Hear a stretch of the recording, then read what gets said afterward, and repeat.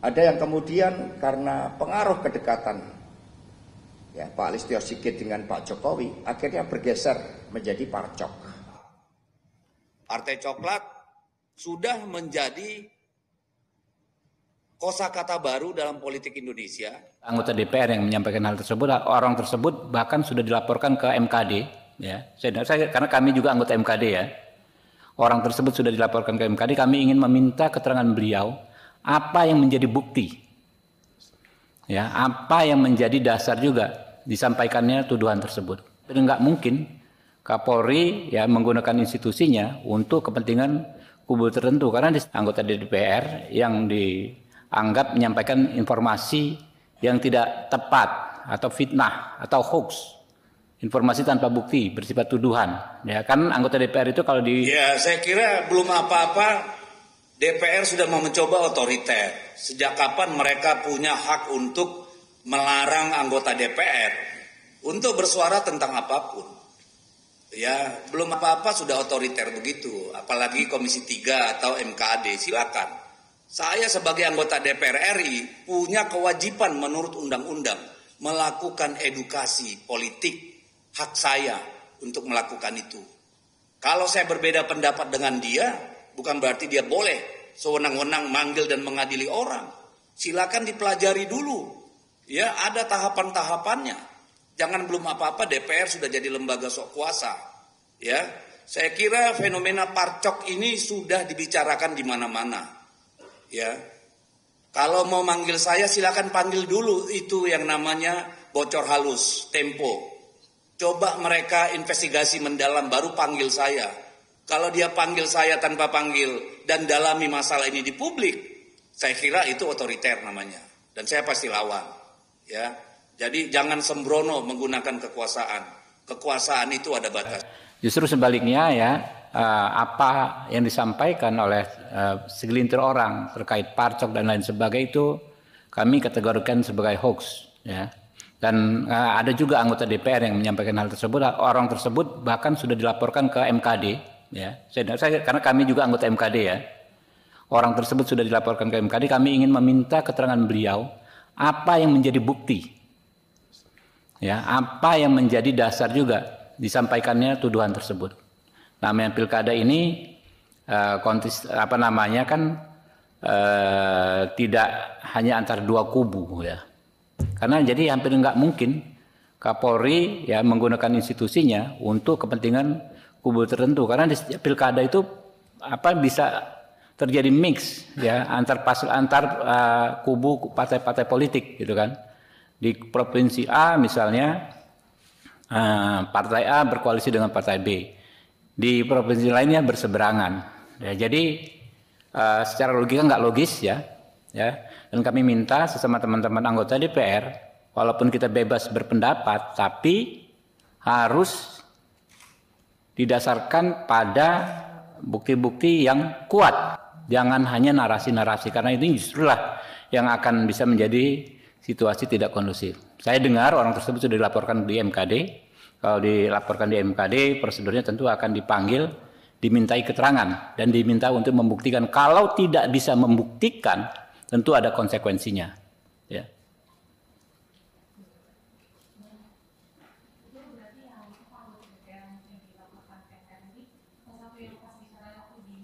Saya nggak tahu. Pokoknya saya mendengar saya kan anggota MKD ya. Saya mendapat informasi ada anggota DPR yang dianggap menyampaikan informasi yang tidak tepat atau fitnah atau hoax. Informasi tanpa bukti bersifat tuduhan.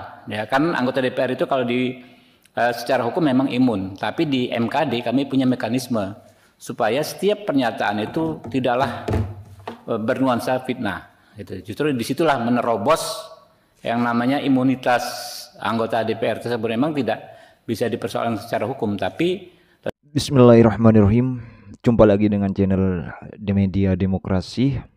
Ya, hari ini tentang bagaimana tanggapan dari seorang politisi Gerindra yaitu Habibur Rahman. Habibur Rahman ini adalah tim kemenangan dari Partai Gerindra. Artinya setiap kader Partai Gerindra atau yang direkomendasikan oleh Partai Gerindra di pilkada manapun, ini otomatis yang akan menjadi kemenangan adalah Habibur Rahman. Nah, ketika rapat di DPR, Habibur Rahman membawa pernyataan demi pernyataan politisi PDIP yang mengatakan bahwa ada cawe-cawenya Partai Coklat di Pilkada 2024. Dikatakan oleh seorang Habibur Rahman ketika rapat di DPR bahwa perkataan ini atau yang sudah membuat narasi bahwa Partai Coklat ini cawe-cawe ini akan dibawa kepada MKD. MKD ini adalah Majelis Kehormatan Dewan. Artinya di MKD ini adalah penegak apakah seorang DPR ini menyalahi aturan etik atau tidak. Kita ketahui bersama ini adalah pernyataan-pernyataan sebelumnya dari partai PDIP yang mengatakan bahwa partai di Pilkada Jateng khususnya ini ada cawe-cawenya dari Partai Coklat. Dan kita ketahui bersama siapa yang mengatakan. Pertama yang mengatakan adalah sekjen dari PDIP itu sendiri yaitu Pak Hasto. Yang kedua adalah Deddy Sitorus. Deddy Sitorus merupakan politisi dari Partai Demokrasi Indonesia Perjuangan dan sekarang juga menjabat di Dewan Perwakilan Rakyat Republik Indonesia atau DPR RI. Sehingga tidak keliru oleh Habibur Rahman ketika dibawa kepada MKD. Dan Habibur Rahman ini adalah salah satu juga anggota dari MKD. Menindak apakah dewan tersebut menyalahi kode etik sebagai seorang perwakilan rakyat atau tidak. Nah, di dalam pilkada memang banyak sekali dari Partai Demokrasi Indonesia Perjuangan mengatakan bahwa Partai Coklat ini cawe-cawe. Padahal semuanya ketika pilkada, kalau kita mau bahas tuntas, setiap partai, setiap calon itu melakukan kecurangan. Semua itu. Di masing-masing daerah saya rasa semuanya melakukan kecurangan. Cuma kecurangan-kecurangan itu ditutupi oleh kepuasan-kepuasan masyarakat di tingkat masing-masing. Salah satu contohnya misal di Jawa Tengah. Oke lah, di Jawa Tengah mungkin untuk tingkat gubernurnya PDIP tidak masuk atau tidak memenangkan kontestasi pilkada di Jawa Tengah. Akan tetapi bukan berarti PDIP ini bersih dari kecurangan. Bisa jadi mungkin di tingkat daerah kabupaten bisa jadi PDIP juga melakukan hal yang demikian. Wallahu a'lam. Kita sama-sama tidak tahu apa yang dilakukan oleh tim-tim kemenangan calon kepala daerah di masing-masing kota ataupun kabupaten. Hanya saja secara ruang lingkup provinsi mungkin di Jawa Tengah lebih mencolok. Sehingga teman-teman yang ada di PDIP Perjuangan mengatakan ini adalah kecurangan yang melakukan tindak kecurangan yang masif begitu.